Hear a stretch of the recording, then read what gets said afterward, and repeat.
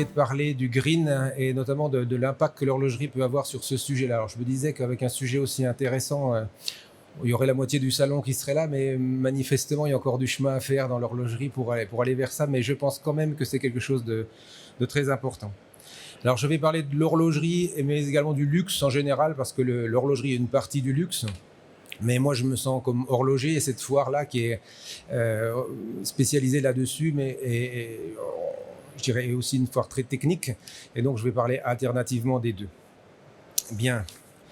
Ça, c'est l'abstract qui était dans les revues. Globalement, je ne vais pas relire ça, mais ce que je pense, c'est que le luxe et l'horlogerie peuvent aller de deux manières, améliorer et alimenter le green, d'une manière directe à travers ces modes de fabrication et aussi de manière indirecte, notamment par rapport à des valeurs véhiculées, et ça c'est extrêmement important. Et puis ça peut même aller plus loin vers la stratégie d'entreprise.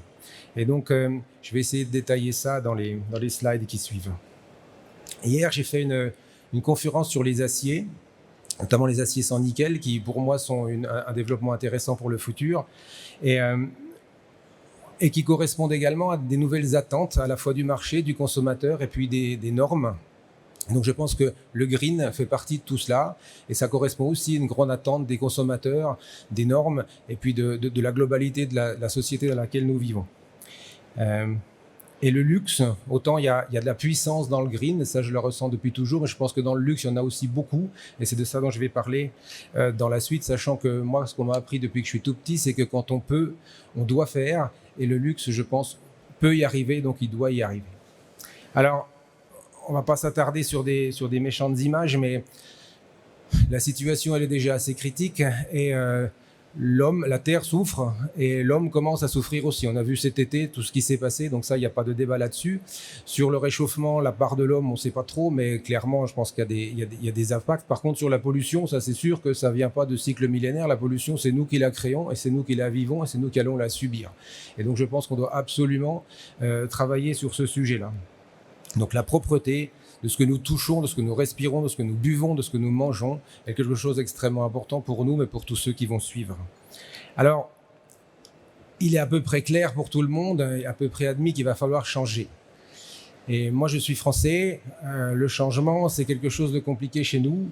Et en général, quand on veut changer, on va aller interdire, on va aller mettre des réglementations, et ce qui arrive généralement, c'est ce genre de choses, et ça ne marche pas très très loin. Quand les gens on leur interdit tout. Quand ils vont dans la rue, c'est pas pour avoir moins de choses, sauf moins de taxes, mais c'est plutôt pour avoir plus d'argent, plus de produits, pouvoir acheter des choses qui viennent de loin et qui vont encore plus polluer. Donc je pense que c'est surtout pas la bonne démarche qu'on doit avoir. Et je voudrais qu'on reparte plutôt du problème. Je pense que c'est de là qu'il faut partir. Et le problème, en fait, c'est libérer l'homme de sa responsabilité environnementale. Et pour ça, il faut faire confiance aux hommes. Et moi, je fais confiance aux hommes parce que dans le passé, on a toujours eu des gens qui ont réussi à faire ça. Il y a eu Gutenberg qui nous a sorti et qui nous a libérés de l'obscurantisme en inventant l'imprimerie, ce qui nous a permis d'avoir une éducation à moindre prix, surtout pour beaucoup de gens. Ensuite, il y a James Watt qui a inventé la machine à vapeur et qui nous a libérés de la force servile parce qu'avant, tous les gens étaient dans les champs. Thomas Edison sur la lumière avec l'électricité, et plus récemment Steve Jobs avec le Macintosh et ainsi de suite sur la créativité. Donc, on a toujours trouvé des solutions pour ça. Je pense qu'aujourd'hui, il y en a plein et on doit le faire et l'horlogerie et le luxe ont un rôle à jouer là-dedans. Alors, ce que je voudrais plutôt, c'est proposer une nouvelle vision de cette écologie qui est souvent punitive et mal vue à travers d'autres choses. Moi, je suis métallurgiste de formation et je considère à peu près tout comme un système.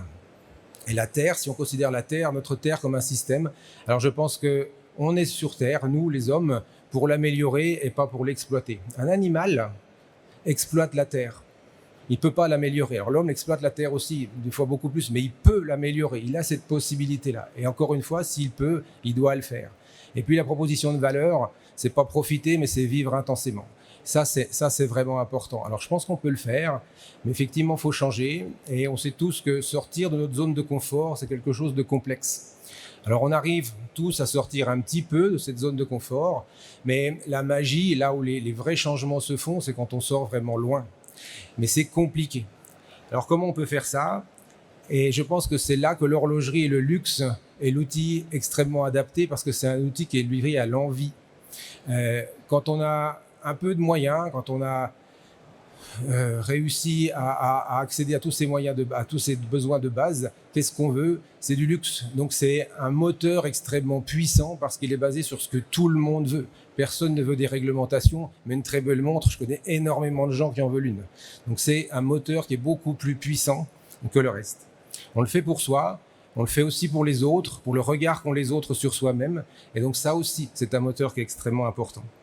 Je voulais, pour illustrer ça, parler d'un exemple qui m'a marqué quand j'étais petit. Quand j'étais petit, c'était une femme qui, digne de ce nom, elle avait un manteau de fourrure. C'était ce qui la caractérisait. Et donc, on a bien vu que c'était quelque chose qui n'allait pas dans la bonne direction et qu'on allait éliminer les espèces. Et on a commencé à réglementer dans tous les sens. On a ouvert des parcs réglementés, mais il y a eu le braconnage et on n'a pas réussi à aller aussi vite que ce qu'on voudrait. Il y a une personne qui a réussi, et c'est Brigitte Bardot. Elle l'a réussi pas avec de la violence, elle l'a réussi simplement sur l'envie. Et maintenant, les gens qui portent de la fourrure, c'est juste quand on a vraiment envie de ressembler à un idiot. Mais il n'y a plus personne qui porte un manteau de fourrure dans les pays modernes. Donc ça fonctionne. Ce qui est basé sur l'envie fonctionne beaucoup plus que ce qui est basé sur les punitions. Alors évidemment, le luxe n'a pas toujours une presse excellente dans les milieux écologiques, mais je pense qu'on peut travailler ça. Et je voudrais changer quelques définitions. Le luxe, c'est un concept qui est objectivement inutile, mais qui est subjectivement indispensable. Je lisais cette revue-là, qui est éditée en Franche-Comté, disait le luxe a 10 000 ans. En fait, le luxe est aussi vieux que l'homme, parce que depuis que l'homme existe, l'homme a cherché à avoir des produits différents, des produits meilleurs, à se différencier, à se distinguer par des choses meilleures et plus belles. Donc c'est quelque chose qu'on a. Le luxe, c'est un objet de reconnaissance pour soi et pour les autres, et à ce titre, il doit être absolument exemplaire. Et plus qu'ailleurs, le produit est le process. C'est pour ça que j'ai décidé de faire cette intervention ici, parce qu'ici, sur cette foire-là, on est totalement dans le process de l'horlogerie. On est au cœur de ça. Donc, ce luxe, cette horlogerie, il exprime notre envie, il exprime qui on est. Et donc, je dirais vraiment, dans cette fois-là, l'habit fait le moine. Donc, c'est vraiment ce qu'il faut retenir. Alors, je voudrais aller un peu plus dans le détail et... ce qu'on voit beaucoup arriver, c'est le greenwashing, c'est-à-dire qu'on va repeindre en vert des process anciens. C'est pas ce qu'on doit faire. On doit vraiment travailler sur nos processus, sur notre manière de voir, sur nos supply chains, pour avoir quelque chose qui est vraiment green. Et la première chose qui, moi, m'intéresse, c'est que ce soit fait ici. Donc, évidemment, exit le Made in China. Là, on est au cœur de ce luxe et de l'horlogerie entre la France et la Suisse, et c'est ici que ça se passe. Donc, le luxe a son point de départ ici. Encore une fois, la proposition, c'est pas une proposition de décroissance parce que ça n'intéresse que très peu de gens, même s'il faut minimiser l'énergie, même s'il faut minimiser la matière. Pour moi, l'ambition que j'ai dans nos process, dans nos usines, c'est d'émettre le minimum possible.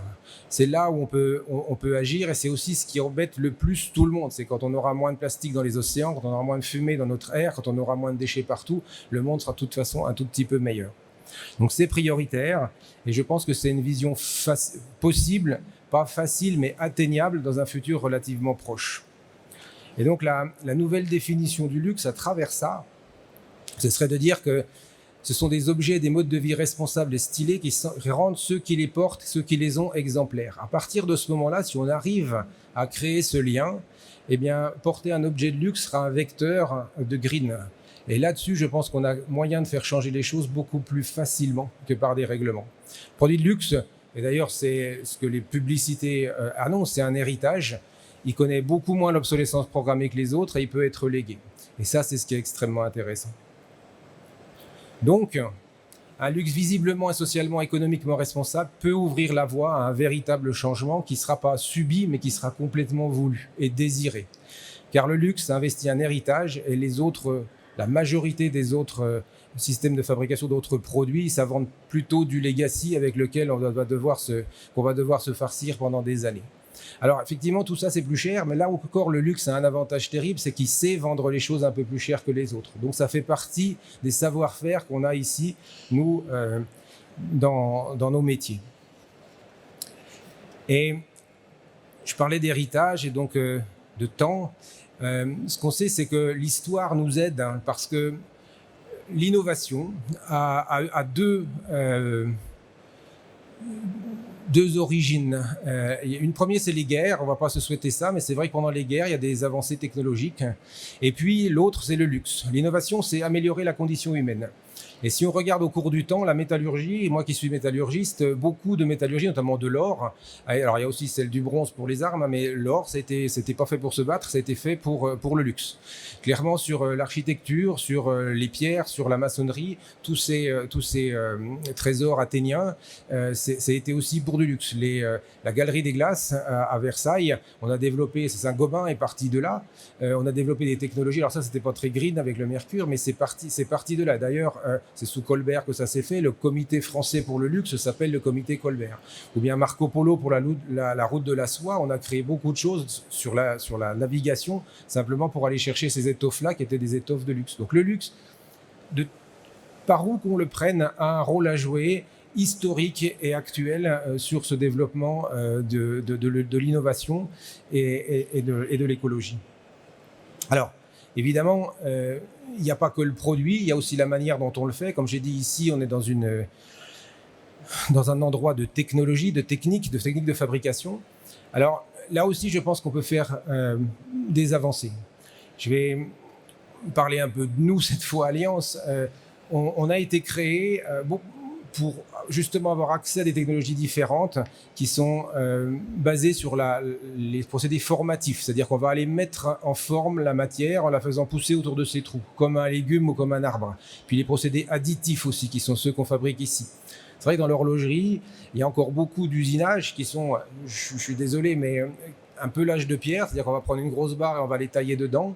Je pense qu'on peut aller vers, d'ailleurs il y a une croissance forte de ce type de technologie, mettre la pièce en forme avec la bonne quantité de matière, surtout la bonne quantité d'énergie et des rejets complètement minimisés.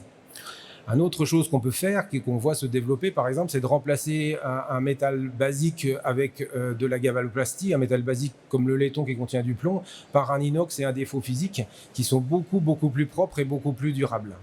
Et puis surtout dans l'horlogerie, là je vais revenir vraiment à l'horlogerie qui est notre cœur de métier.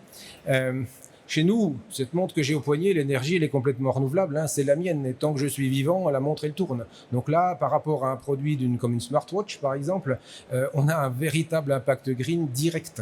Ça c'est extrêmement important et je ne sais pas si c'est quelque chose qui est vu à la valeur où ça doit être vu.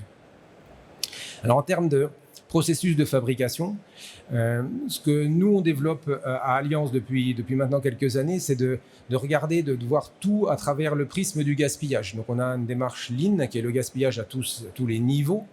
Par contre, on a aussi les gaspillages directement liés au green. Et ça, on en a recensé 7. Il y a les gaspillages qui sont liés à la consommation, donc il y a tout ce qui est matière, eau, gaz et énergie.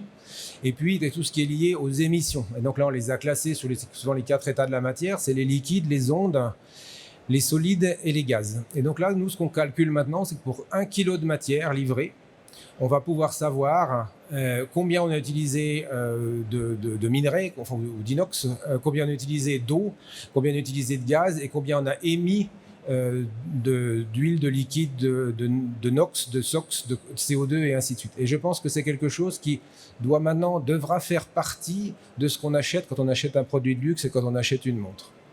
Là, plus détaillé, c'est exactement la même chose, mais opération par opération.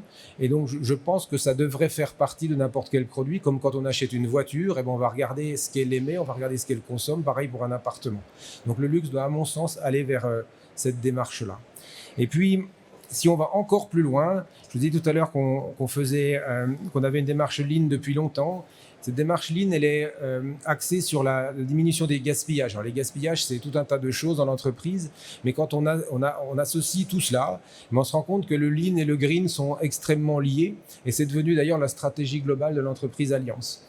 Quelque part, ce qu'on sait, c'est qu'à chaque fois, on va travailler notre qualité, parce qu'à chaque fois qu'on fait un produit de mauvaise qualité, eh bien, on a utilisé de la ressource, de l'énergie, et on a émis pour faire quelque chose qui ne sera pas utilisé par un client. Donc, travailler sur la qualité, Dieu sait que l'horlogerie sait le faire, eh bien, c'est quelque chose qui est éco-responsable.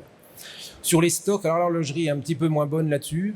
Ce qu'on sait, c'est que créer du stock pour ne pas l'utiliser, pour positionner de la matière et de l'énergie sur une étagère et ne pas le prendre, ça, c'est pas très efficace. Donc, travailler sur des meilleurs flux, ça aussi, c'est quelque chose, c'est un acte écologique. Et puis, enfin, et là, l'horlogerie peut avoir un énorme rôle à jouer, c'est sur la conception. Parce que sur la conception, quand on conçoit un bon produit, eh bien, il est toujours beaucoup plus économe en tout, pendant sa fabrication, pendant sa phase de réalisation, mais aussi pendant sa fin de vie. Donc l'horlogerie peut amener là, sur la phase de conception, des aides pour avoir des produits mieux conçus, beaucoup plus durables, beaucoup plus réutilisables et qui vont aller bien plus de l'avant. Et puis pour finir, je pense que une partie d'entre nous a envie de laisser sa marque, et je pense qu'à travers le luxe, on peut à la fois laisser sa marque, mais on peut ne pas laisser d'empreinte, parce que laisser une empreinte, ça c'est mal, par contre laisser sa marque, ça c'est bien. Voilà un petit peu ce que je voulais partager avec vous, et si j'avais une demande à faire, je vais aller voir les gens du salon, c'est qu'il faudrait à mon avis rebaptiser ce salon, notamment le salon effectivement de... Donc oui, marquer sa trace sans laisser d'empreinte, moi je pense que c'est un défi pour tout le monde. Et à travers ce salon, je pense que c'est le salon de l'horlogerie et des microtechniques, mais ça devrait être le salon de l'horlogerie et des microtechniques green. Et là, je pense que ça change tout. Donc mon vœu le plus cher, c'est qu'on aille plus tous vers là, parce que là on pourra vraiment amener quelque chose de différent. Et comme on peut le faire, encore une fois, on doit le faire.